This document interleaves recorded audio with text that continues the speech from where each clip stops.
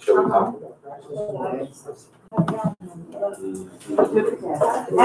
I'm feeling really confident. I was gonna say, how do you feel about it? Possible? Yeah. You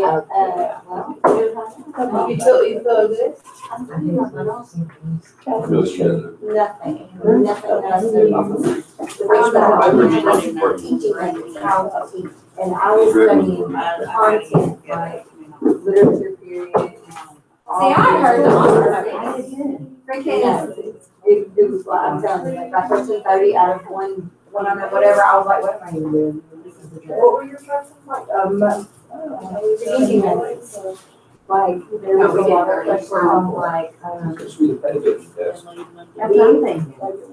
What did I say, ELL, is that right? Yeah, Yeah, it's like we learned. there was something about that, I didn't know what that was. That I was just guessed at what that was, they didn't do the right thing, but I mean, I remember the question that had to do with it. I've never heard that term before. I mean, I know education. Alright, so Amber, Negative. gotta find her for you, and I'm gonna look beside you mom. It has all of the stuff in there, even for session one, but we're in module one, and then we're in module two, which is sort of tab. And we're starting on session How to teach four. our camera. Yeah. It looks really good on my dad. Yeah. Okay. You got about a week to So read what we it. do is work between this and the note catcher. And And I'll tell you I'm gonna what put together page as for all fast that. as I can. Not even class. Oh, I don't do them company. It shows you how to do stuff. so I guess we're gonna go ahead and get started so that we have, time to get out before lunch and get out by 2 today. So, in this module, we're gonna be exploring text sets in the ELA guide books. So, you have a do now in your note taker on page 9. So think about a text you have read with your students. It says this year, last year, that has required significant background knowledge.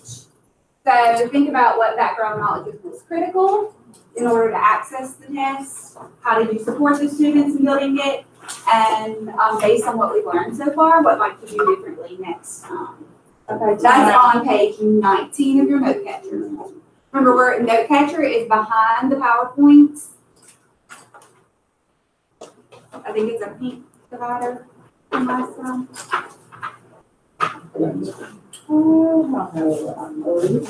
That's one. Is this the baseball one? So you should be behind the second tab, I got you. page 19. 19. Sorry. There it is, there it is. Page 19. Behind the thing.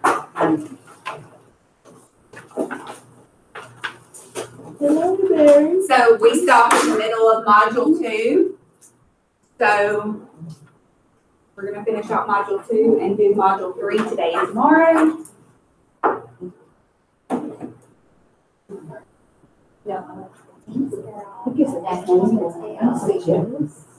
That's ballpark again. Next week.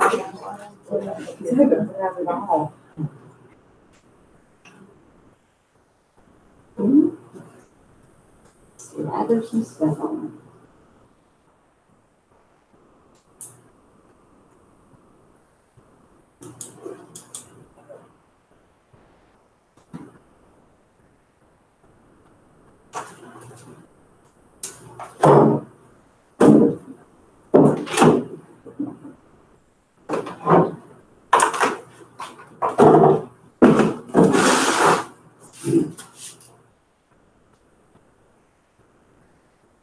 About 2 more minutes to finish that out. I know that's kind of hard for sped teachers because you didn't really teach it, you were just like supporting, so. And you didn't teach it or support it last year.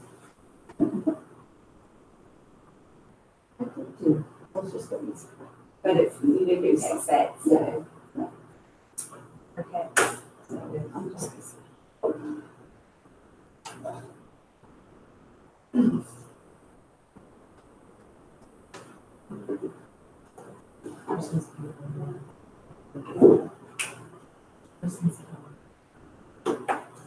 This stand is just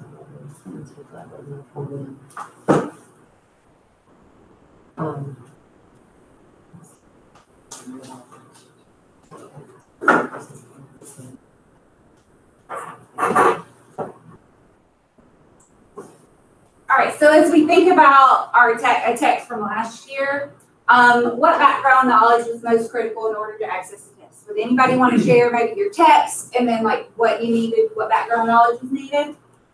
Jesse? Crucible was a text that probably the most background knowledge, and that was because you had to deal with 1950s McCarthyism and the Salem witch trials, and so trying to set both properly was important.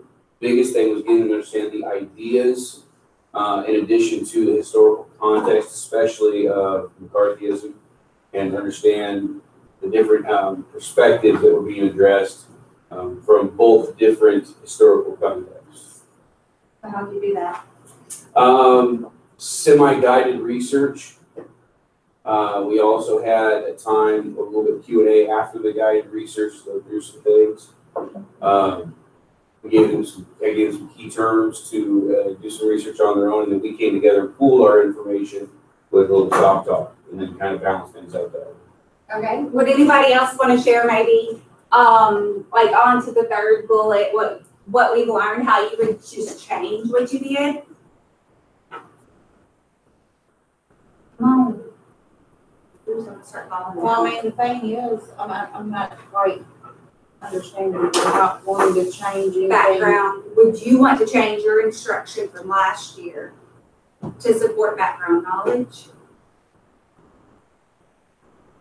Now that I know that it's okay I would do the background knowledge. Trick question, because I did not get away from. Are you trying to say? No, I'm saying. I know, I'm just saying. Like what did you do last year that you would change to this year? Jesse? Well, I think I would like to scaffold it down to a better focus. The way I did it ended up still too broad. I feel like I could have gone from the terms that I had them research and then narrowed down from those terms and had it scaffolded down for a little bit better, so that at the end of it, it was more focused than it was. It was good, but it wasn't good. Maybe surely understood the vocabulary. Yeah.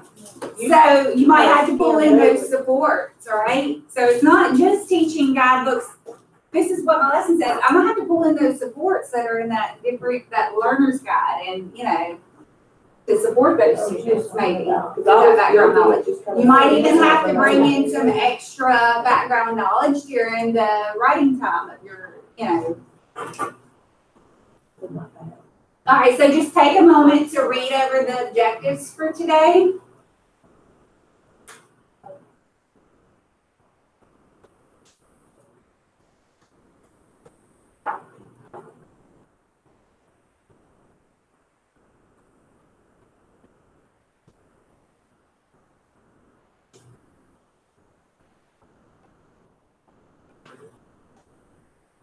As you can see, we're going to start off by engaging with more research. And then we're going to spend a big bulk of this lesson immersed in your guidebooks unit or one of them. And then we're going to examine the knowledge demands of that unit and how the texts are grouped to address these demands. All right, so on page 20 in your note catcher, just flip over to 20. Put your pencil or pen down. I'm going to put some letters on the board. Okay? You're going to have about 5 to 10 seconds. Memorize them. Then write them down. Okay? All right. Write down the 9 letters. Only 5.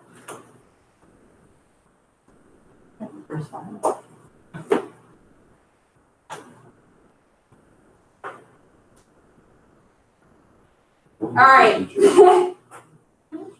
So, this was, for some people, a difficult task because you can only remember certain, some people have that photographic memory. You're going to remember it. But then it was probably a difficult task. Raise your hand if you got all 9 letters, or you think you did. Okay. Raise your hand if you got 6 to 8. All right, 5 or less. All right. So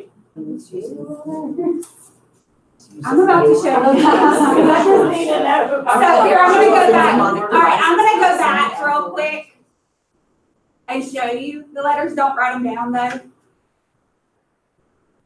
Just so you can see if you got them all or what you missed. All right. So now we have another little quick test. Put your pencils or pens down. Remember these letters in the order that they appear.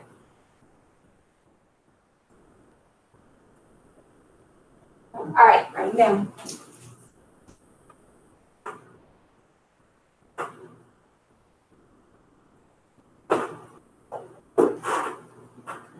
So was it easier that time? So why do you think it was easier to remember those letters as a second test? They were letters associated with organizations. So they were associated with organizations you were familiar with. I heard they were chunked together. So both of those are right. So putting items together in this way is called chunking. It's, it greatly expands how much fits in your working memory, and therefore how much you can think about.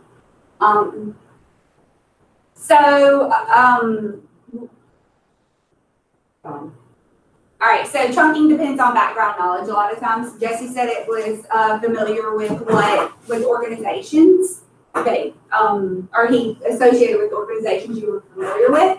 So if I was going to chunk them like this, but I didn't know what the Federal Bureau of Investigation is, I wouldn't associate that with, I wouldn't know. It would be harder for me to remember. So let's take just a closer look at what this chunking has to do with reading comprehension. So, we read the baseball study. Do y'all remember what that was about? Share, anybody? People, if they had background knowledge on Yeah. baseball, did better, even if they were poor readers. Yeah. So remember, we had those 4 groups. We had high readers, high background knowledge for baseball. We had high readers, low background knowledge. We had low readers, high background knowledge, and low readers, low background knowledge. And remember, the high readers, high background knowledge scored the highest. Then the low readers, high background knowledge scored very similarly to them. And they were really close, within like 5 to 10 points on their test. And then after that, it was high readers, low background, and then low readers, low background. So the researchers found that students with high knowledge of baseball but low reading ability could comprehend or outperform students with low knowledge on the topic about higher reading ability. So we just know that background knowledge is super important to comprehension. So on page 21 in your note catcher, there's a little excerpt about from How Knowledge Helps. I want you to read that. Just take you like 3 to 5 minutes to read that independently.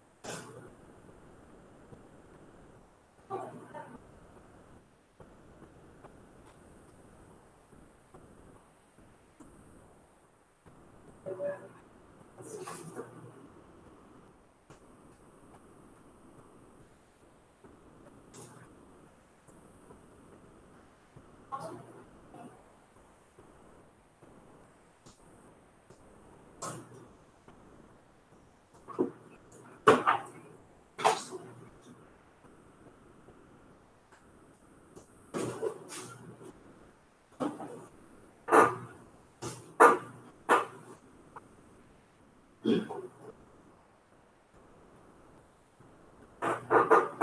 right, so, as you finish reading, start thinking about these 3 questions. And then I'm gonna let you get with the partner to discuss what resonated most with you.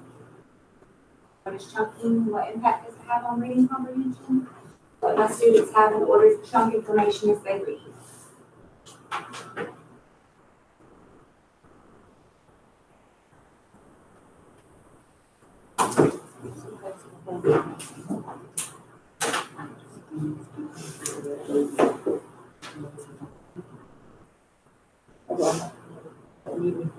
So once you finish, and if somebody besides you finishes, you can start discussing. I think we'll have one group of 3, and then everybody else can have a partner.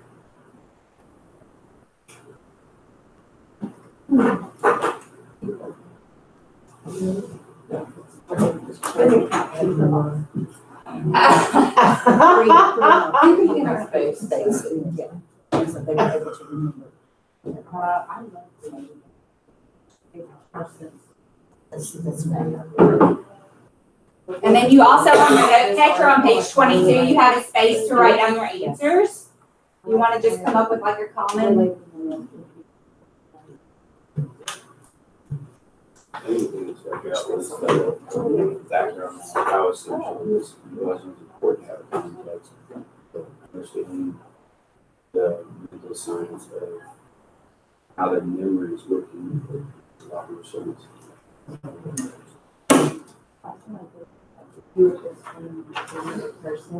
know I agree, I can't write it. Yeah, because it's such a easy look. You know what we want the kids to do when we try to go some playing room, so you just learn.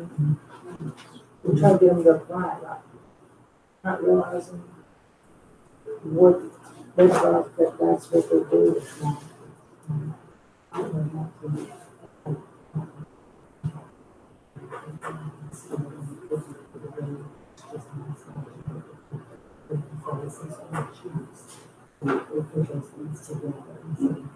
It seems to me it just continues as you progress through the reading. You can have a look at the double has this and this and this. Well, it made sense to me in the sense that when I read, I've been reading James Bond novels, and my little kill. They'll make references to stuff which I'm not familiar with, and so it slows down the reading. And so it's like, okay, trying to figure out what they're referring to, and so it makes a lot of sense with what we're talking about, since the kid doesn't say understand the background of this, it's hard to get the context of it. So it kind of clicked with my experience. You put yourself in a position to relate to the kids doing that. You know, which is really a great feature of that. I try to maintain my people. Yeah, I have a little bit. All right, so what resonated most with y'all?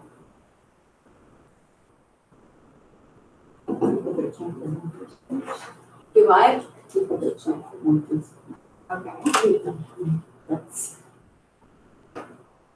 Kids who may be, on a lower level of reading but higher background knowledge, do well with these kind of things because they can put into whatever's going on.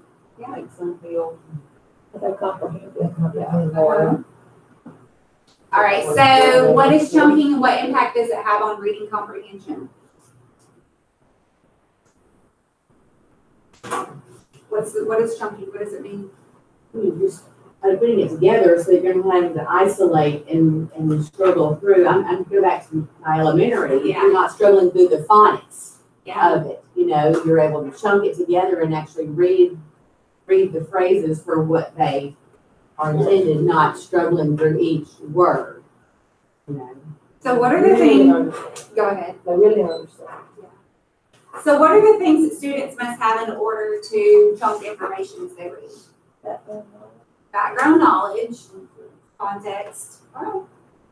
All right, so we need to know how knowledge is built in the guidebooks. So we've had a chance to see how we build our knowledge in the Flowers for Algernon unit, but now you're going to have the opportunity to examine knowledge building that's happening in your own unit. You can choose the first one, or you can choose a different one, because we're going to go through each little chunk. We're going to kind of do a piece together, and then you're going to do the next one, and so on and so forth. So I'm going to give you all Chromebooks, or you might have to share, like with your grade level. If you want to, if you have somebody that does like the same unit as you, you might want to sit with them. Let's see, Amber, Cassie, and April might want to sit together. If you want to sit with Penny so she can kind of help guide you through it, that might be, I mean, like I can help, so she can show you where everything is. So. You did that. No, but not, yeah. Oh, that was so. That was the idea that I just want to do it. I mean, Those are the worst kids. Those be done, right? Yeah, they were. You think about the kids, they were. I'm telling you, I was ready to try to teach after that. All right, So- so if y'all want to like group together to try to figure out. So the first thing that we're gonna look at is get on your, once you log in, access your unit through Learn Zillion and read the unit goal, which is underneath where it says unit at a glance. All right, so it is, you might have to go and Learn Zillion and then search your unit, because there is no direct link on the homepage anymore of Learn Zillion. Go through it. Because you have to Didn't pay. find nothing. They want it, so it's harder to find, I think. Or you can go to Louisiana Believes, and there's a direct link on there. Nikki also emailed us the link like last week, I think. It's just long and drawn out. I found like the quickest way to find it. You might want to search your unit and then click on it and then kind of go back. Okay, so Jesse searched guidebooks in Louisiana Believes, and it was the first link, and then there's an actual link to Learn Zillion guidebooks.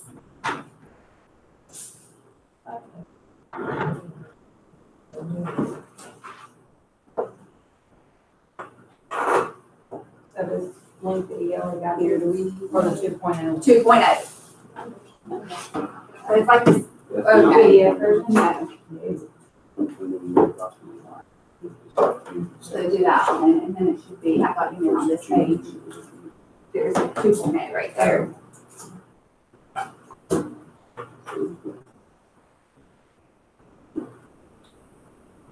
They should all be charged because I charged them last night. This one's good stuff. Come on, oh, you just want to learn Zillion? Are you Yeah. doing yours too? And just open up your unit and read the unit goal. I have everything.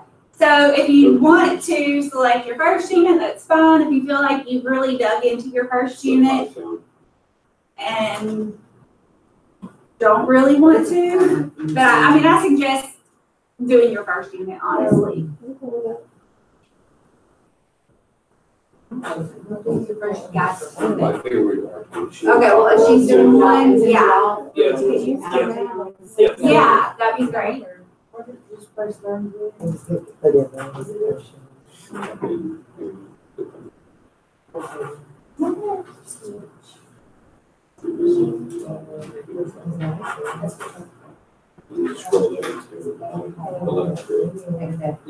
All right, so once you read your unit goal, remember that's right underneath unit at a glance. Okay, so you're gonna have to either go there and just search your first unit. What's the title of the unit out of those? Or like Jesse went to Google and searched guidebooks, Louisiana Believes, and it pulled up like the link to it. And then, yeah, it's they made it harder because they want you to pay to get the, you know, Gotcha. and this is all free.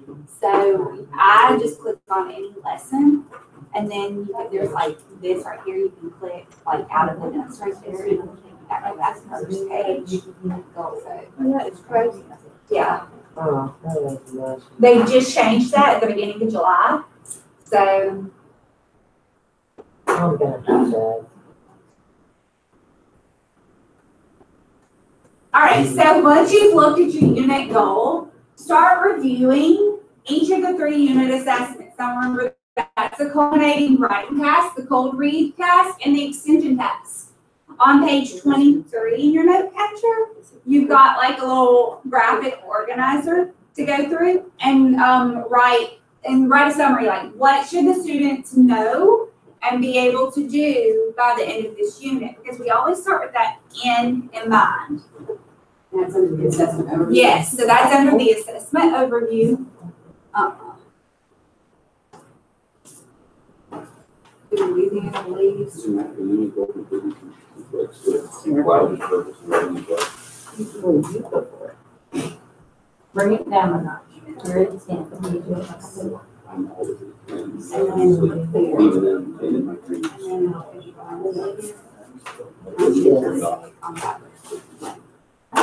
know what's called juice. Log in. You're gonna have to create one. Or do the. So I'm gonna give you about 10 minutes to go through the 3 assessments and write, you know, you can work with your partner or with your group.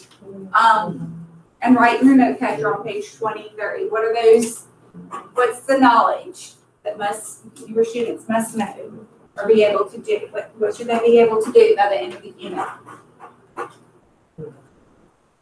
Yeah, the very first. Okay.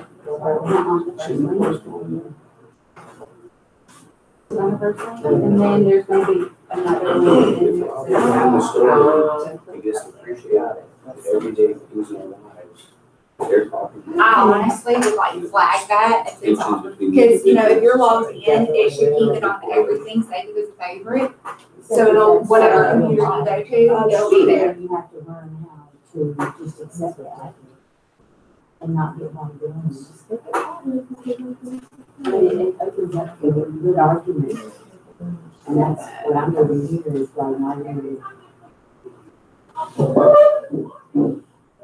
Person decision is something not there. No, I feel that whoever wrote this took a piece of this story that made it for the actual purpose that a lot of things do.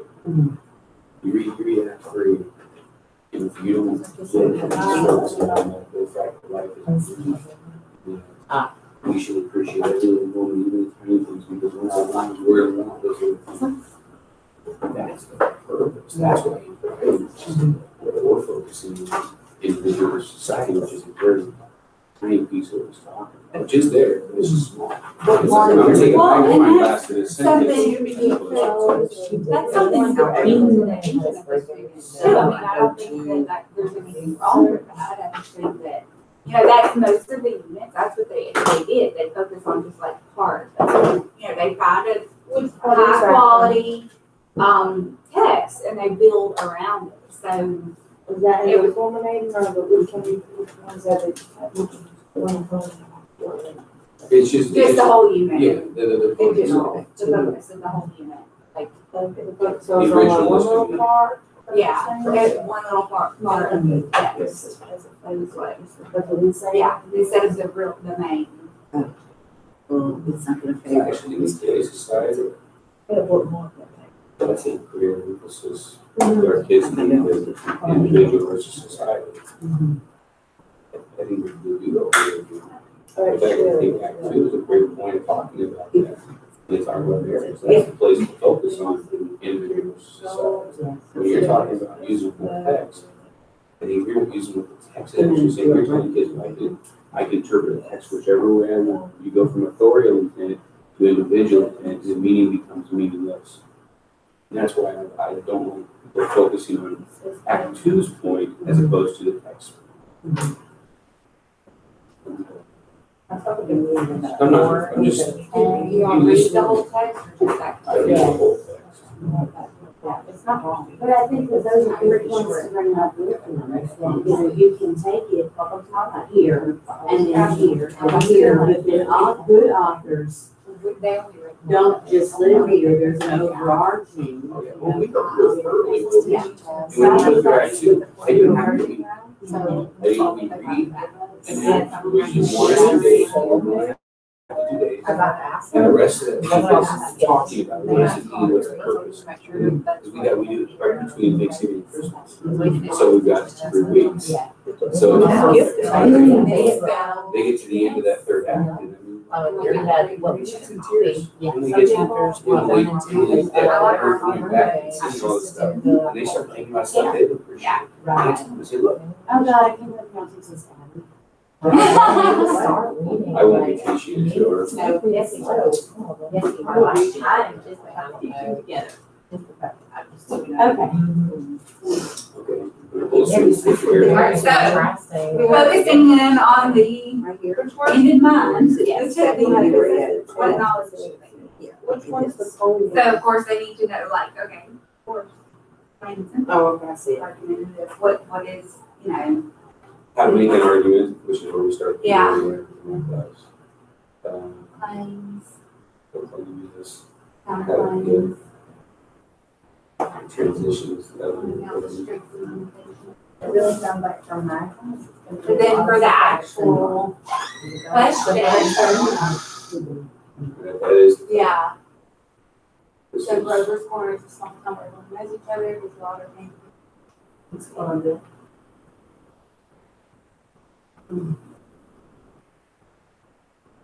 So Very they, subjective question. yeah, Which is why. but that's why it's an argumentative, Yes. like subject, it's gonna be subjective. That's So as long as they can give a claim, support their claim with evidence, and then do the counterclaim and, you know, support it too. Do what? I have an essay, but it's more focused on. Okay. The extension task, what is Because it? the last thing that you do is Want the to extension be a task, presentation. and there's research that you do with that. A lot of Extension category I use, It's a Wonderful Life as part of the extension. Yeah, I stole that from What is this, what is this? It's amazing how much kids love what we That's use. the rubric that you're on. I had to make everybody unit for juniors, only for Is this juniors. be my? I had to watch Casablanca and do an analysis of the story structure. Why didn't you tell me So that? consider that the Yes, I did. the It problem was at all. few places. That's what I'm So they have to Did you when we're doing that? proposal and, for example, they want research what they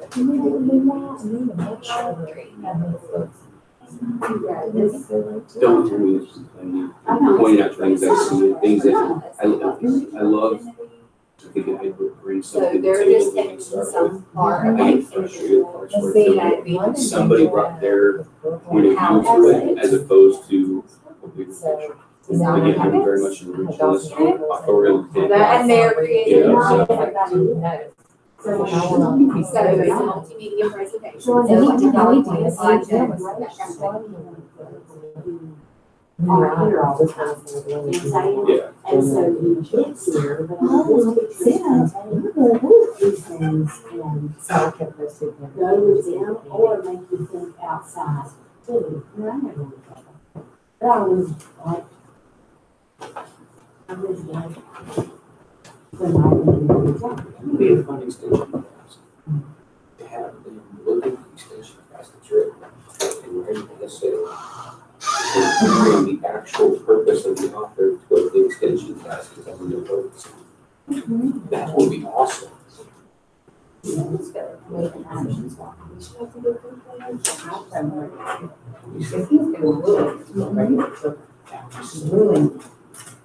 I don't know what kids are getting back up there. It's like basic training. I spent the first 2 weeks utterly destroying them, and the rest of the year bringing them back up to what I wanted them to I be. like that. I think I might do that. Kids are seven, I teach you sophomore this year. I can say that. So there's a culminating writing whole recap. Yeah, Juniors. we've already done 3, but you haven't really, that's their first unit, so that's. So they have to be able to tell like, I got some juniors. the impact. It's like the distinguished claim, so there's telling whether or not they believe groups or working side, make claims, support it using evidence. And look, this is important for 8th grade, including the quotations. I have one at the house. Citations, potential evidence. That's good. Because I think, I don't know, does 7th grade Yeah, have I to know. use direct I quotes? want I to think ask you about that, I want to do it sets it in y'all Say, thing. I'm Okay. going. I don't think James 6th grade up to high does. school, I go to lunch. bring So I knew it was a home, change, I grab couldn't a remember copy if it was 7th or 8th grade that they wired. Which, I mean, they've been taught since they were younger, but then they put like according to the text. Oh, if I had to hear it. You don't have to put that. There's 45 other ways you can say it. And you don't even have to put it, like, you know, you like, do it. like, I think that's good.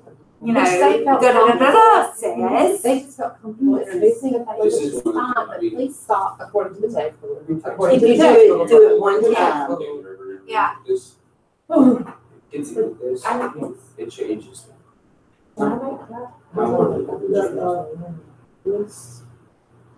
Print. How do you print? You download it and then print. You don't do it here because you're not gonna keep those, but you can log into this at home, download that on your first computer, and, or your classroom together. So, she is, I'm gonna steal hers this year. Yeah, just go to Hannah. Seniority,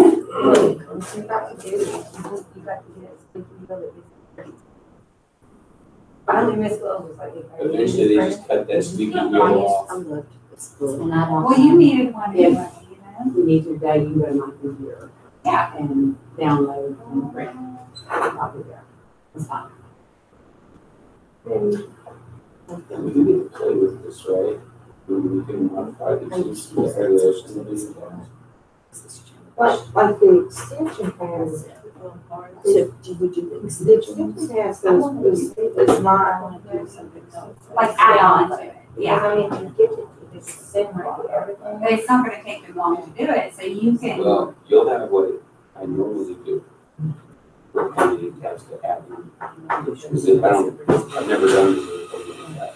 all right, so the next thing that we need to look at is go back and, look at the sequence of text in your unit. You can either go through the lessons or you can go to where it says text access, where it like tells you what the texts are. But it doesn't really go in very deeply, on that text to access part. But look at the relationship between the text, how they're organized to build knowledge and reading comprehension, and how does this sequence appear to prepare students for the 3 unit assessments. So you might have to open up some lessons. I mean, some of you have taught these already, so you kind of know, but that's why you can also work with somebody. That would be.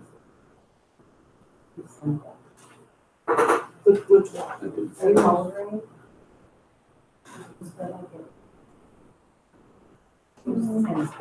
Well, for yours, probably. I mean, you, just because, you know what I'm saying? But this is what their tests are gonna be like, you know? Just, I mean, not the ACT, of course, but.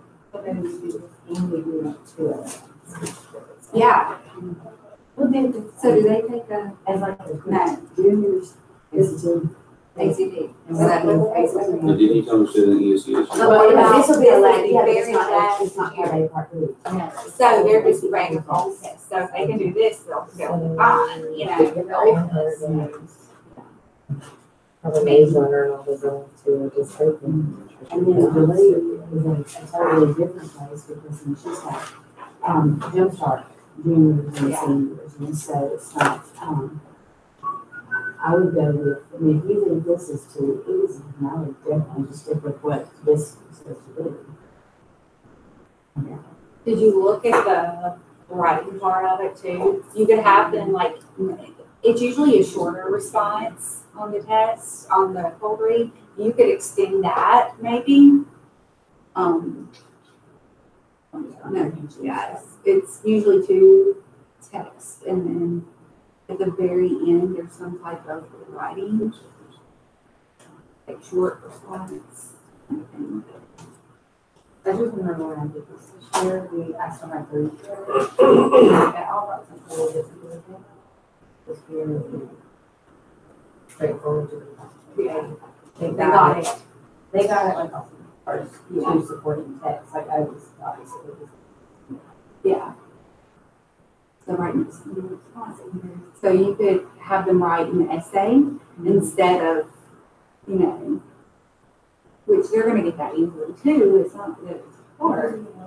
It's really easy for these teachers to babble on.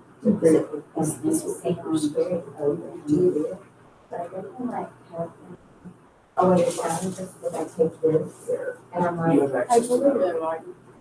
So I was telling well, I mean, I need to look at What is the relationship like in text, like, It they're all was just like, token. you let me look at your screen. Literature.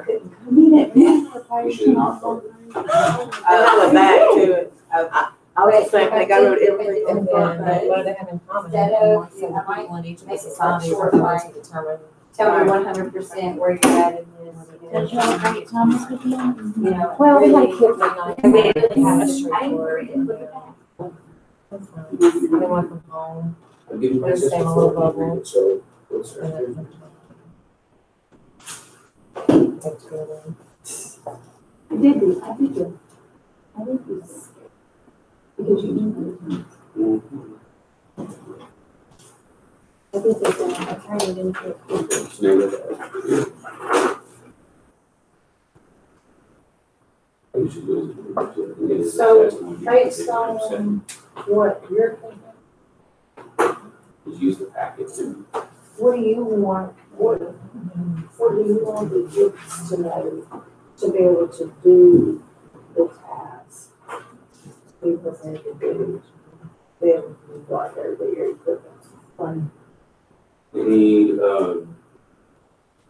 they don't get some background information on the historical situation for our town, a little bit. What they need is idea, context.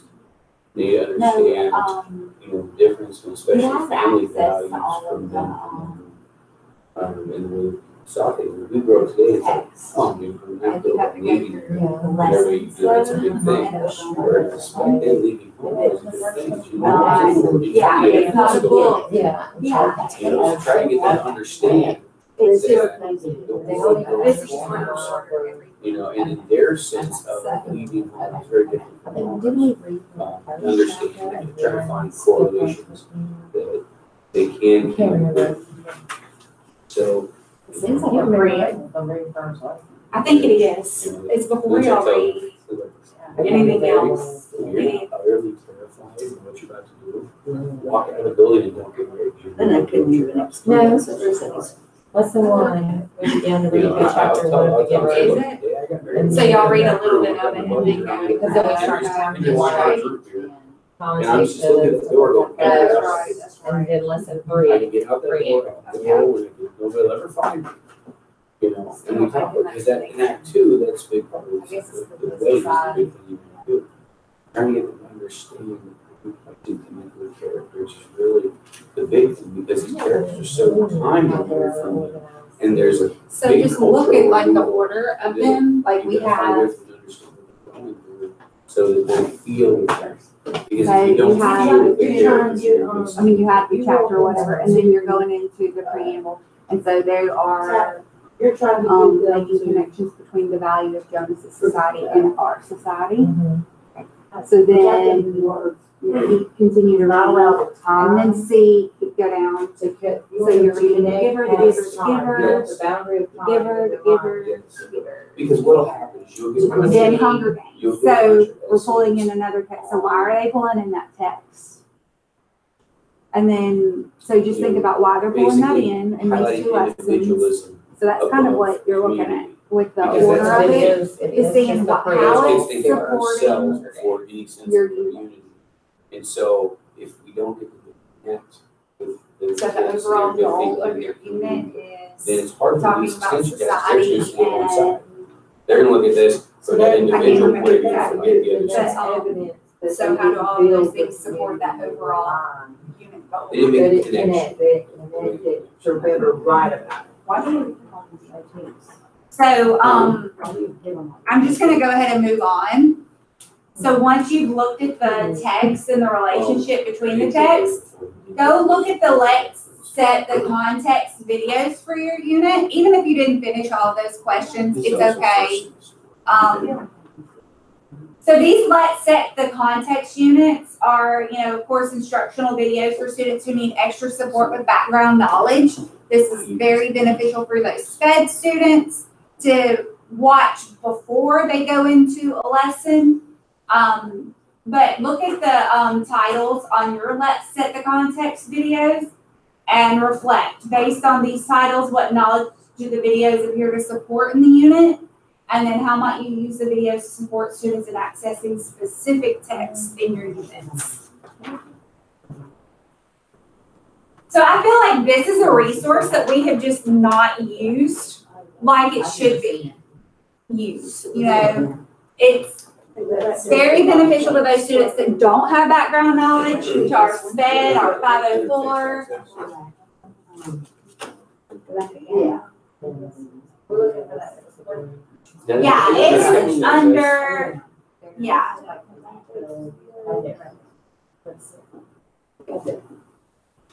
So there might not be a lot of videos, 2 to 3, 4, something like that. But just look at the titles of them and the descriptions and see how they might help you support your students, and maybe which lessons you might want to, or which text you might want to use the videos before.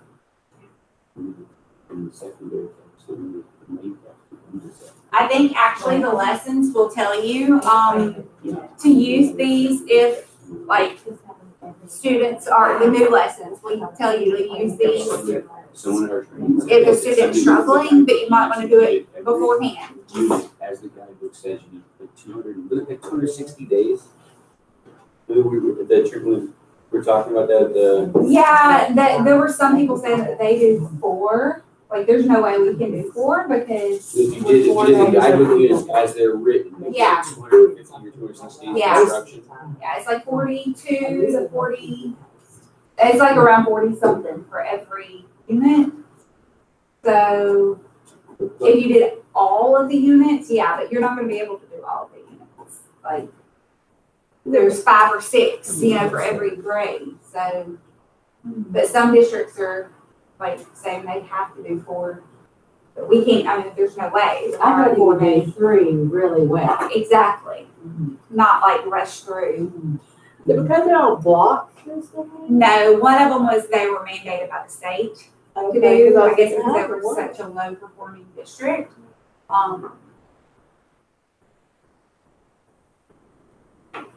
I was just thinking for time wise, we all get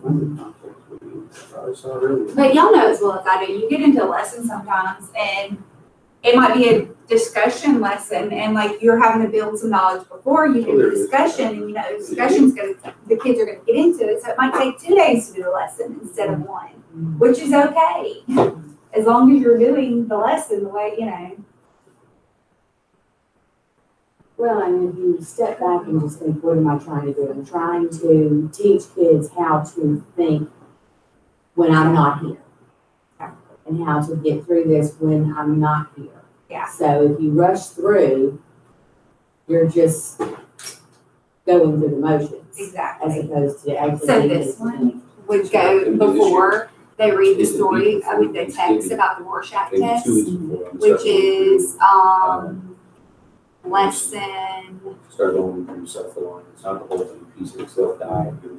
So you have Let's start going through some I of don't those. remember which lesson it is, but they would actually read a text that's all about the Rorschach test. So. It'll be, that would well, be I do it between lesson- Thanksgiving and Christmas, but I might just do a pre-step before Thanksgiving. because it's a Wonderful Life project works best right at Christmas. I can't remember if that's like I start my actually year with logic and rhetoric and writing. My first 7 to 8 weeks. Logic, rhetoric, and writing. I can't remember if it's It says in advance of the unit. No, I wouldn't do it in advance of the whole unit. I would do it right before they read. Yeah. I don't know if it's in this. We're gonna talk I about don't think it the is.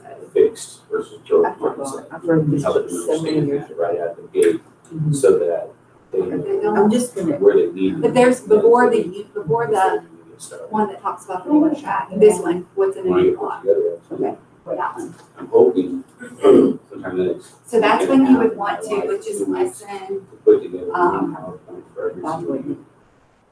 So I've got. 5, yeah, so I would do it like they're on lesson 4 or whatever. Let them read and you watch that video before. I mean, you could do it like whole class, just pull it up on the thing, show it to the whole class, and then do some discussion around that, Three different that, town ones. you know, Okay. and then you could Different even go years, into, I changed. I went after to they do that 2017. discussion on that, go ahead and have them read that story ahead of time, so they're familiar with it when they go into the classroom, I don't know. if and they can everybody's get what's conditions, really but meant we try. for them to, But you know, yeah, I want to start with the mental conditioning piece. instead of trying to And then understand what it's rhetoric, saying, they're understanding like the real meaning behind logic, that rhetoric, lesson. rhetoric. And then crucible, level, Yeah, the stop sign. I know, I was looking All at right, those so too. let's just go on and discuss what knowledge is being built throughout your unit. How does the sequence of text in your unit support students in building this knowledge, and what excites you most about the unit? So just share with a partner or with your group, really quickly, some of these answers. So then you typically we talk about characterization, but I think that what they're trying to do is push, help kids understand the role of the individual versus the role of society, which is something we can talk about. All right, so who wants to share what excites them most about their unit? Like a second of questions, don't you give us 1 second for a question? What's your wait time there? It says just a couple minutes on my thing. It said 2. I came down here and they'd already finished discussing. This script's a little advanced, so. Anybody want to share? What excites you? I love the opportunity. I absolutely love it. I love that kids get to wrestle with the different individuals versus society. I love they get to wrestle with what it means to live, you know, the living in every moment and realizing how much you will miss when things are gone. I think those are powerful, important things for kids to learn. Definitely. Last year I missed teaching this particular text a lot. Which is funny, because I first picked up that, I'm not gonna like this. I read it, I love this stuff. Yeah. Anybody down here want to share with the whole group what excites you most? Cassie? I just think the videos are gonna be, could have been so helpful for like special ed and kids who are having a hard time connecting and don't have that background knowledge. So, Yeah. That's something that will definitely. Are these new? No. They've been there since Gablins was there, but They're one of Yeah, those we just didn't know. Yeah, yeah. there's so much there, and that if you don't know, you know, so. And there's only a few, like, there was one that was about the Rorschach test in the Flowers for Algernon unit. So there's an actual text called What's in an Ink Blot, that they have to read. So that's what I was telling her, that like the day before, have those special ed students watch that video and go ahead and preview that text so that they're ready to go in the classroom and have that discussion around the text instead of struggling with the actual text. So. All right, so Capture Your Learning is on page 26 in your note catcher. So just real quickly, write down your answer to these two, reflect on these two questions and record your responses in that space provided on page 26. So our questions are, what is chunking and how does it support reading comprehension? And what knowledge is being built for your unit? And how does the sequence of text support students in building that knowledge?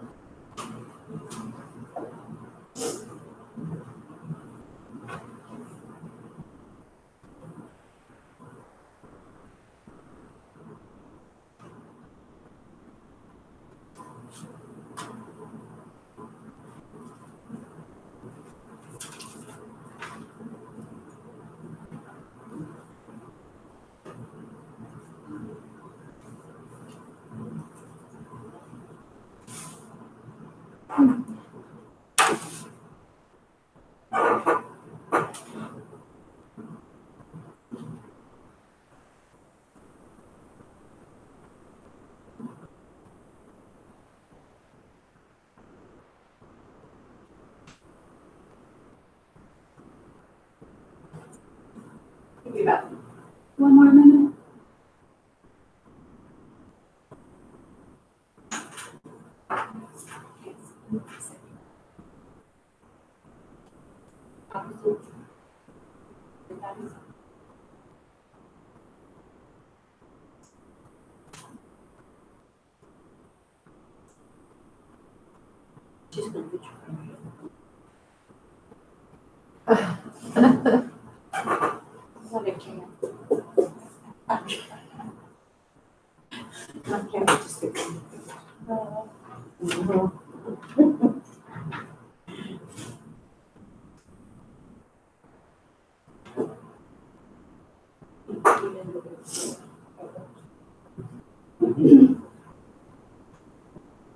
All right, so our next, we're gonna do this one more one more session, and then we're gonna take a break. So our next session is indirect vocabulary instruction. Someone who actually sat through this, the junior high people, in February, we did a session, we did a like PLC or something on this. But there's a little bit more to it. I didn't have like all of the notes, so, and I took a little bit out. All right, so on the next page, let's see, page 27 of your note catcher, you have a passage. This is from the LEAP 2025. It's an excerpt redacted. So read the passage and write, what's the main idea of this passage? Provide 2 details from the text to support your thinking. Absolutely no idea. Is it about somebody? All right, so, you look at this and you pretty much think what? What? What is it? There's no way, right? So there's no way we can answer these questions. So y'all are ready to give up just by looking at it, right? So what would help you understand this passage? Do we need more practice with main idea? Should we practice and apply strategy? Maybe it would help if we made those text-to-cell connections. All right. So is the problem a lack of skills and strategies? Is it? No. Why? It's a lack of information, right? So what do you need in order to read and understand this text? Background knowledge. What do we need? Words. We need words. We need all of those words that are blacked out, right?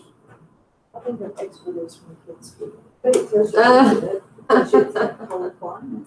But you don't know where it is or what's Or going on. who You they know a are. little bit, you don't know everything. So it's a lack of skill. I mean, not a lack of skill, it's a lack of words, a lack of vocabulary. So what does this mean for us? We owe our students a better reading experience than this, or better experience reading than this. We have to help them get the vocabulary and the knowledge of the world. They need to be able to read a complex text. So what is this passage really about? It's about the Inuit. So these are some of the words that we're missing.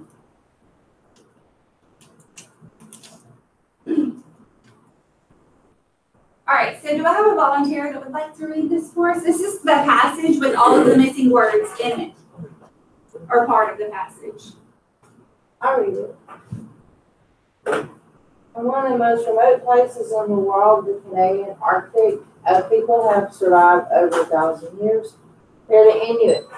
For the Inuit, the Arctic is a place teeming with life, depending on how far north they live. The Inuit find everything from caribou herds and polar bears to beluga whales. Inuit have adapted themselves to the various regions they inhabit. At one time, they were considered to be among the healthiest people in the world. This is no longer the case. The Inuit lifestyle has changed dramatically over the past decades. The arrival of Southerners and modern technology resulted in big changes to the Inuit diet and the way of life. Today, the Inuit are rediscovering their rich heritage, and they are learning to govern themselves in a modern world. All right, so now you understand, right? Could you go back now and tell us what the main idea of the passage was? Yeah, could you give me 2 details that support that main idea? Yes, because we have that vocabulary now. So just take a moment to read over these. Our experience in the Do Now begins to highlight the importance of vocabulary and reading comprehension. We're going to spend our time digging into this concept. We're going to describe the differences between direct and indirect vocabulary instruction and make connections to the guidebooks in terms of supporting students to grow vocabulary indirectly. Independently read our agenda for this session.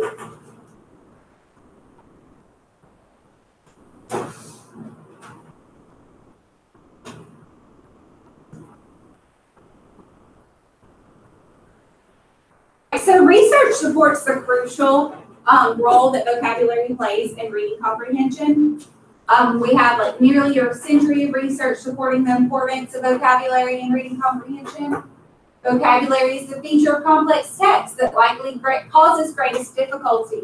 We know that when students that are struggling readers are reading and they don't understand the words that they're reading or what they mean, we know that their comprehension is not going to be as well. And not knowing the words on the page is debilitating to a reader. So let's take a closer look at the research. Here's a well-known study from Hart and Risley.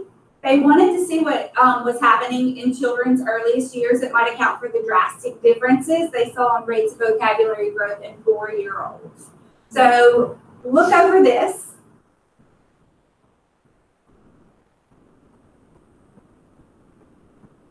What does this study tell us? Or what stands out most to you? Doubles. Yeah, just the difference between welfare and working class family children. The words heard per hour doubles. And then look, it's almost double to professional. Now that's just the words that they've heard. That doesn't mean they know that many words at this age. That's what they've heard. But then that means, what do you think that means? They've heard that many words. We're going to know more words. Okay, so we have a 30 million word gap between a child whose family is on welfare and a child from a professional upper class family Look, 4 years old, 13 million, 45 million.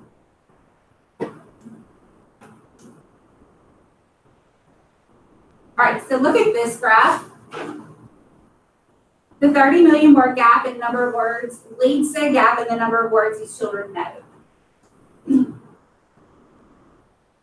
So the previous slide was the words they've heard per hour. These are the words the children, this is showing at age 3, know.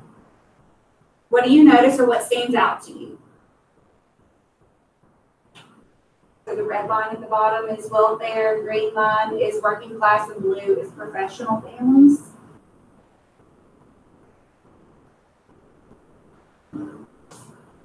Yeah, so I was saying, so there is level ability. As this time goes on, they start to separate. Yeah, so at the beginning, you know, up until about a year, probably, they know about the same, right? Because they're not speaking much. But then as time goes on, what happens? Usually the 24 month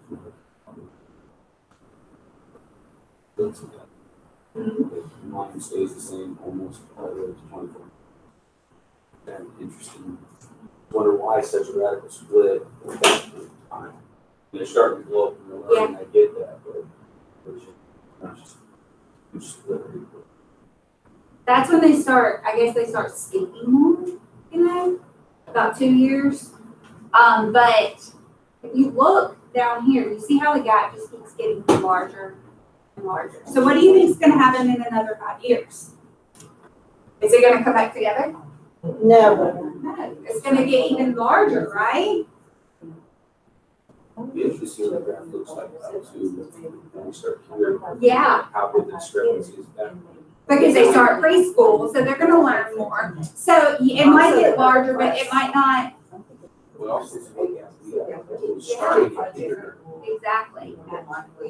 Because they don't have to work all these extra hours, these are families. So they sit down to dinner with their families and they talk about things and Exactly. that builds a vocabulary. And they know the rules. That's what Jesse was just saying. It'd be interesting to see at like 5 where they are, and even like once they hit school, like is it really okay? So the gap's still going to be there, but is it going to continue to get larger, or is it going to like are we going to support them enough to, you know? I don't know that we close it, but People have 8 hours with us, they're not going home 8 hours a day. yeah, they're not awake 8 hours at home a lot of times. You know? I have a really good example. So are we promoting enough discussion and vocabulary, you know, around vocabulary in order to help this gap? So we don't know, you know. So we have our locus of control. So we can't control the number of words a child hears at home between birth and age 4, but we can ensure that they learn an adequate number of vocabulary words each year. So, you know, let's see. So what's the magic number? How many words do most college-educated adults know? About 20,000 to 35,000. So we've got to get these students, even those welfare students that you know want to better themselves and want, you know, to go to college. We've got to get them to 20 to 35,000 words. All right, look at this one. That means students need to learn 2,300 to 3,000 words per year between kindergarten and grade 12 to be prepared for college or career. That's a lot of words. Let's do the math on this. Assuming there are 40 weeks in the school year, how many words would a student need to learn in each week in order to learn 2,400 words? Come on, killing me here. Come on, y'all can divide. Where's my calculator? 4 goes into 24 how many times? It's 600, right? 60. 60. is what So I was you mean to thinking, tell whatever. me that I need to My teach jump my start students students. 60 words every week? They can do, we're not gonna do, Do you think we need to? You feeling a little stressed? No, 60 words. no, because some of them come out in conversation. Some of them come out in the reading you're doing. So, I mean, there's vocabulary is only good in context anyway. Yeah. So, of course, we don't, there's like no way, Yeah. there's absolutely no way you're gonna be able to teach them 60 words direct, like, here's your word list, go learn them. Like, that's not how it's done. So there's a quicker and easier and more effective way for students to learn vocabulary than by memorizing those word lists. So, in your note page, on page 29, you have a few research snapshots. You'll just take a moment to read those 3 snapshots at the top of page 29.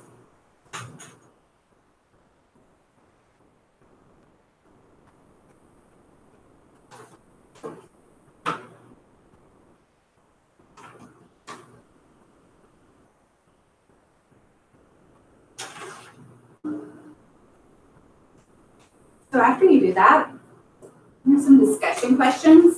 So with a partner or at your table, discuss your answers to these. What does this research tell us about how students acquire vocabulary?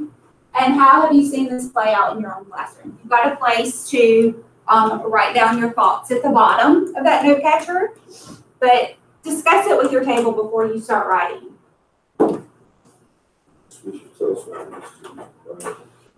So basically, Association. you have to figure out Association, repetition. what And those they're words mean seeing in context. that's the same ideas that Or we're maybe seeing. they've seen those What words these before words and associated with. they're relating that back to the I text. mean, we've all been in a place where we read something, you see a word, it means we know how it's associated with something else. The text are related to the words. Yeah, so association is a big word. Related somewhere. That's what I like. If the texts are related, then the words will be similar. You know, Anything else? Would you like to say? Did you like pieces, were you like? It was, I mean, I learned a lot because of all the different sections that were brought together. More of those words were. That was super fun. I think it was just. Yeah, crab and sugar. All right, so what does this research tell us about how students acquire vocabulary? As long as like, it's kind of like, I'm just gonna say, Leadership. we were talking about chunking with the guys. It's like they can chunk vocabulary. You know what I mean? I didn't do a lot. So when they're reading those related text sets, they're probably seeing vocabulary more often, right? The same words. They're able to connect it to something.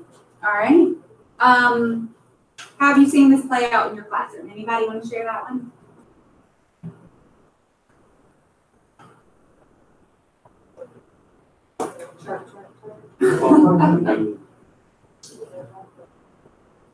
It's okay if you don't want to share. I'll just move on.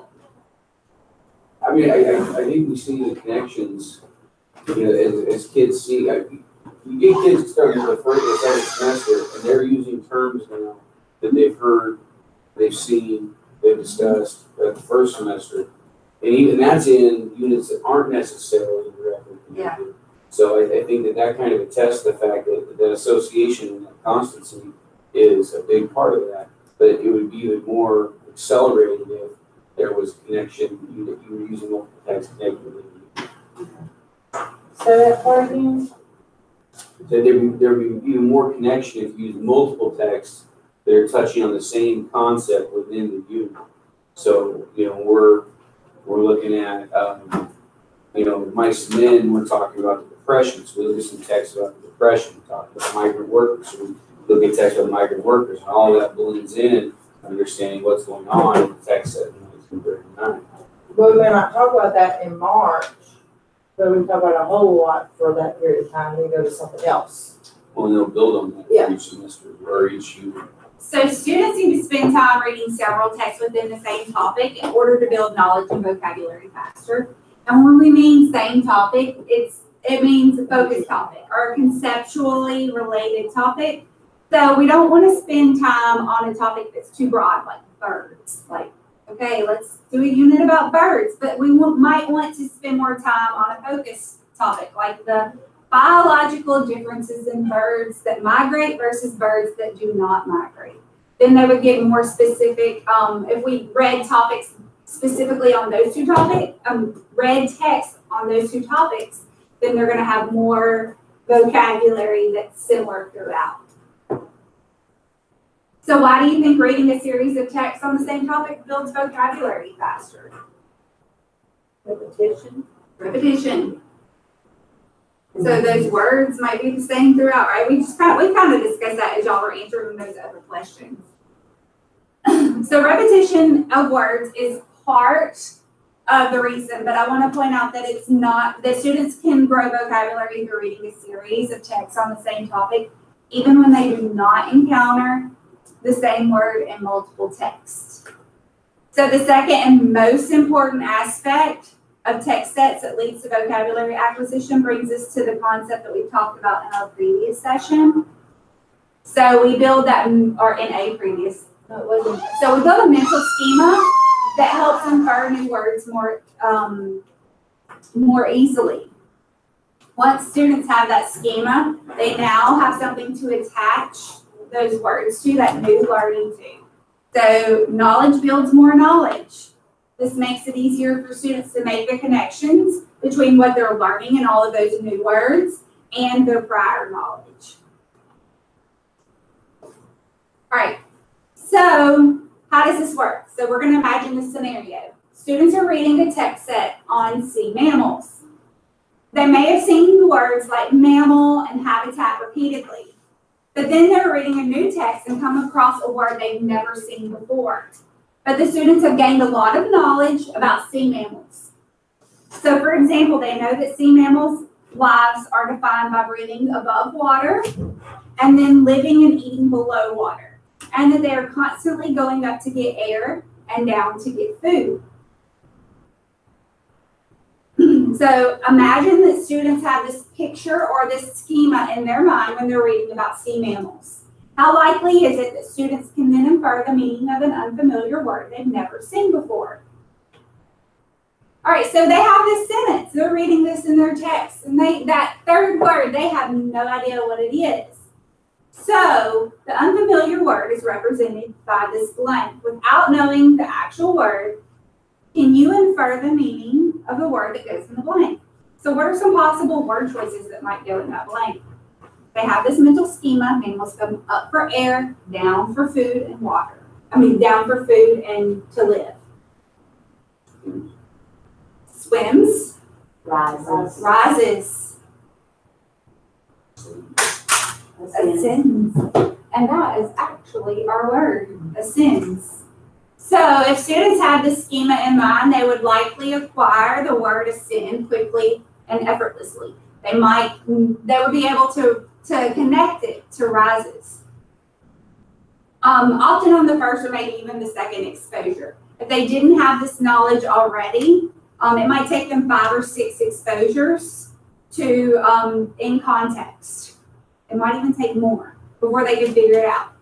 So the schema doesn't just help students figure out the word, it also helps them, helps that word stick because they have something to connect it to. So you can think of it like a mental Velcro. They acquire words, new vocabulary words, easier and faster when they have something for it to stick to. So with a little bit more instruction, you could also include vocabulary like descend and surface in order for them to learn those words. So words can be learned both directly and indirectly. So for the purpose of today, we'll go ahead and on page 30 in your note catcher, you're going to read these 2 descriptions and then summarize with a partner what it's meant to have direct and indirect vocabulary instruction. What does that mean?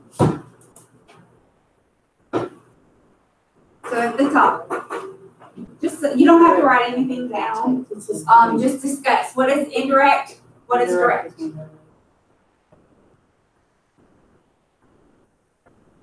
Yes, I do.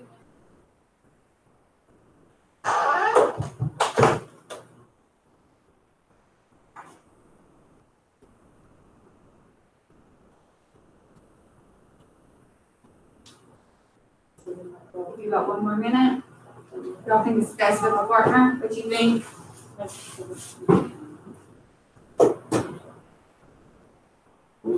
So what, just summarize what direct and indirect. So will somebody tell me what they said for direct instruction? What's direct vocabulary instruction? You just give it to them, provide them the information, whatever way you do that, it's something that is, you're focusing on that word and understanding that word or group of words. And you're ensuring directly that they have those words understood. Right, so it's important to know that direct instruction does not mean that you have this word list every week. If you are just directly giving them the definition or leading them to that definition. So it's direct instruction is most effective when it's done with words in context, not words in isolation. So what about indirect instruction? What is indirect instruction?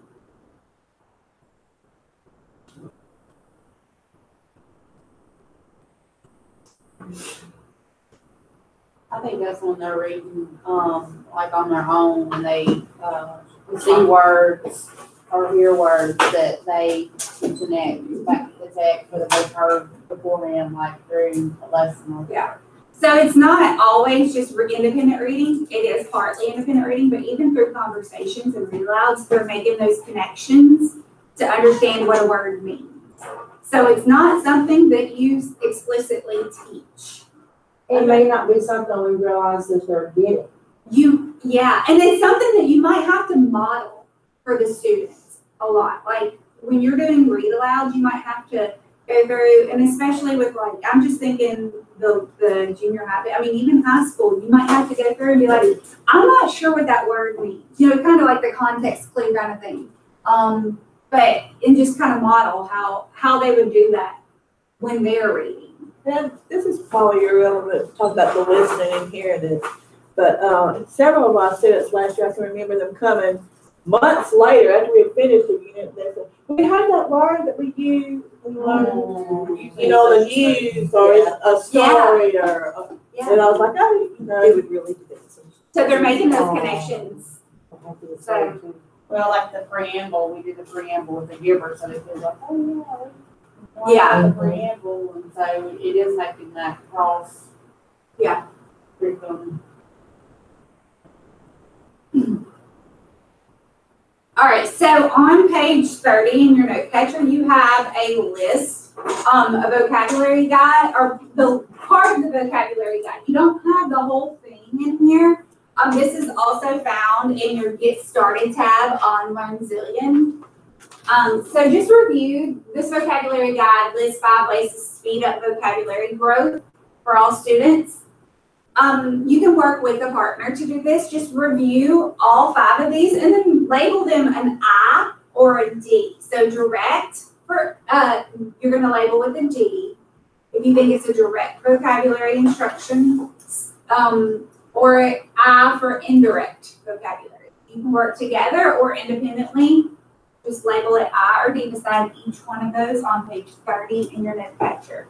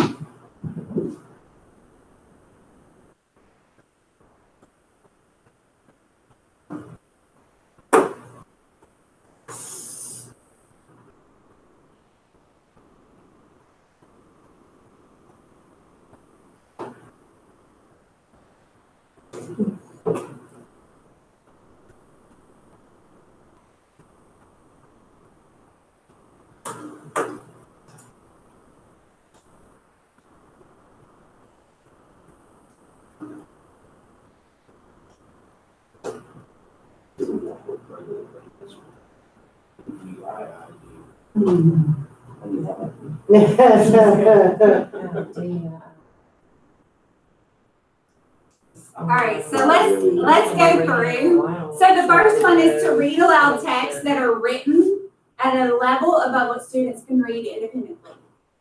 What do y'all think, direct or indirect? This one, I'm just gonna go ahead and tell you, it's all different on everybody's, or on a lot of people's. So think about the fact that it says it's written at a level above what students can read So that's independently. But you're reading it aloud. So it's indirect. It's indirect. That's what I had. You're not explicitly telling them, this is the word, this is what it means, let's study it, let's do it. You're just reading it to them. So that one was tricky because it had read it aloud, it had at a level above. So I guess I put direct because I inferred that you would have to that go you in. could stop and say. And there might "This be. You don't know. Yeah. Now, there might be times that you would do it, but this is just saying all you were doing. This is just saying that all you are doing is reading the text to them. You're not doing the Directions, other. I put directions. Yeah. So now, the next one, engage students in studying the language of complex text through work with mentor sentences. Direct. The third one, ensure students have an opportunity to read a large volume of text for interest and pleasure. Indirect. Prompt students to read a series of texts on the same topic. Indirect. Now this one, teach words and phrases that demand more teaching time. Direct. So Jesse, this is where in that first one where they read aloud the text that are written above level, if there were certain words that they couldn't understand, that's where you would go to that last strategy, teaching those words that demand more time teaching. So that's where you pull that in. That's why that first one was indirect, because you would pull that last strategy in. All right, so for our purposes today, we're going to continue on and look at indirect vocabulary instruction. So these are three primary methods for increasing vocabulary acquisition indirectly that you just identified from the vocabulary guide. So while this third strategy, the volume of independent reading, is important, it's something that takes place outside of that whole group instruction. These other two, the first two strategies are built into the guidebooks. So you'll notice that there are frequent opportunities for read alouds. There are also times when students have to read those series of texts on the same topic, which is pretty much the whole guidebook is built around that whole premise. They have that main text with all these supporting texts. So the second bullet can and should happen within the guidebooks, but you can also supplement and it can happen outside of your guidebook instruction. So you might find another text that supports your guidebook instruction to have students read independently, is what it's saying. All right, so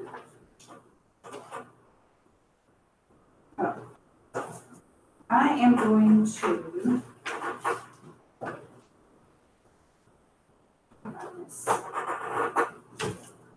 and it's not in here. You might have to see if that's in your, page 31 of your note catcher. No. All right, so what I'm gonna have to do is, because my stuff's, I don't have them, I thought I had the printed copies. I'm gonna minimize and I'm gonna show you on here because they're hidden.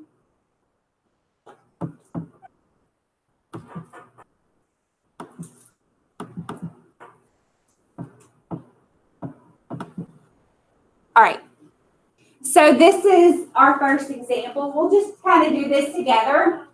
Okay, good. We'll do this together. And it's also on page 31 in your note catcher. You have an area to write down to record your thinking about these. So what we want to know is we're going to analyze each example, and then we're going to say which indirect vocabulary strategy is an example of. So those three that we had already, the read aloud, prompt students to do the series of text, or reading for pleasure. So those are the three we're gonna talk about. Which one is it? And how does it support vocabulary growth? So the first one, it says, listen as I read aloud different theories of intelligence. As I read, take notes in your reading log. Is being smart the same as being intelligent? Does being smart make you a better person? So which example is this? Penny? I said read aloud. Everybody agree? Yeah. So really quickly, so just write that in your like graphic organizer and discuss how does this support vocabulary growth.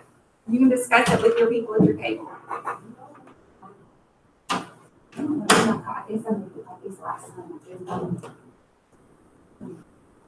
So how would this support vocabulary growth is what you should be discussing. But it's a read aloud.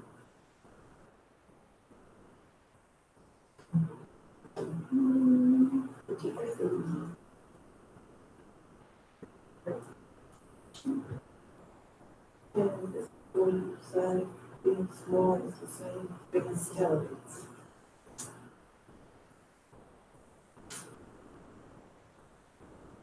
Yes. So they're gonna hear about all this, some different theories of intelligence.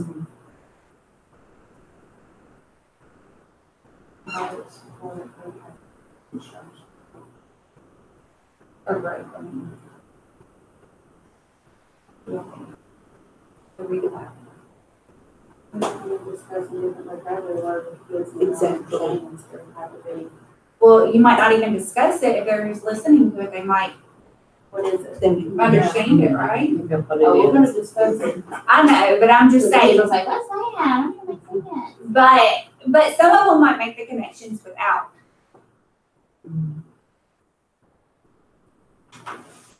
So would that be a good time to, If they don't understand it, but if they don't and some do, that'd be a good time for the teacher to hold off and let let the the kids guide kids that tell them what that means.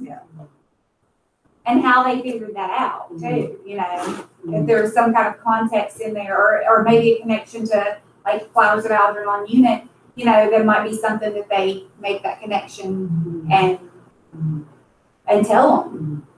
And then that might help them click, you know, have that mental Velcro in there. All right, so the next one is read the extension task directions, determine the focus of your research, what topics would you be researching, what are some questions you might explore based on those topics, and what process will you use. So they are researching different theories of intelligence, I think. So will that be prompting them to read different things? What do y'all think? Is that, which indirect vocabulary strategy would that be? That's on page. Read aloud. Yeah, 30. Remember, would it be read aloud text? Would it be ensure students have an opportunity to read a large volume of text for interest and pleasure? Or prompt students to read a series of texts on the same topics? Yeah. So to read that series of texts on the same topic. So how can that help support vocabulary growth?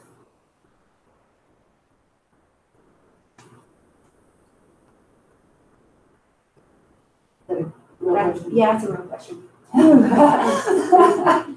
They're making connections. Building their schema. So this is at the end of their unit, right? So they have a lot of that background knowledge now to connect it to. But they can also make connections within each of the texts that they're finding for their research. There are actually texts and links available on this extension task that they can go in and click on or go in and type in to find. So it's not just, oh, go research this. It's kind of guided for them.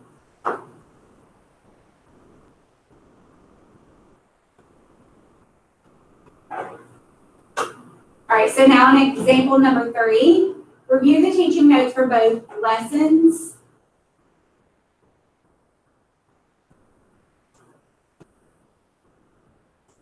And we need to determine which strategy are in these lessons.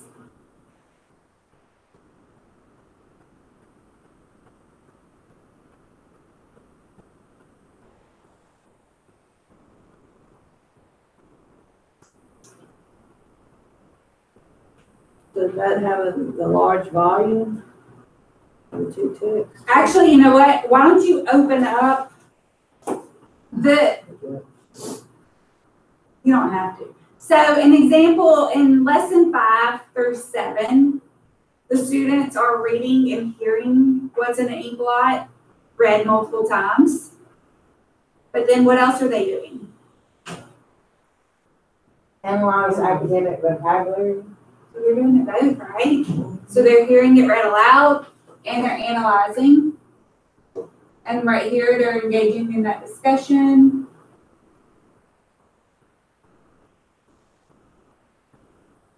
So these this is an example of both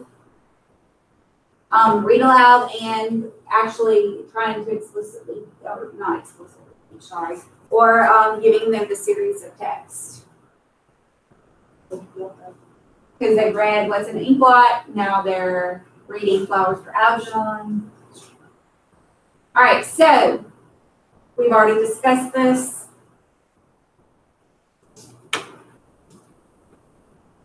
So why is indirect vocabulary instruction so powerful? As we come across and learn new words, we connect them to words that have already been learned. As we read more words in different contexts, our nexus of words grows and the connections between words grows stronger. So when we read the word joyful, we tag it mentally to joy and happy. We may also tag it to upset because it's the opposite, or sad, knowing that joyful is the opposite of both of those. We might also say that joyful and joy mean similar things, but are in different forms. And it all helps us to understand that meaning of what joyful is. So we're going to capture our learning on page 32. What is indirect vocabulary instruction and why is it so important? Name and describe 2 specific ways the guidebooks, that's your hint. Guidebooks lessons may support students in growing their vocabulary indirectly. And then name that 3rd way that students can grow their vocabulary instruction indirectly. And you can go back and look on page 30 for those.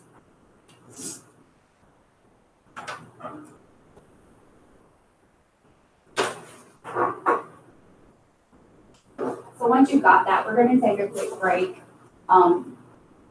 before we go on to the last session of this module.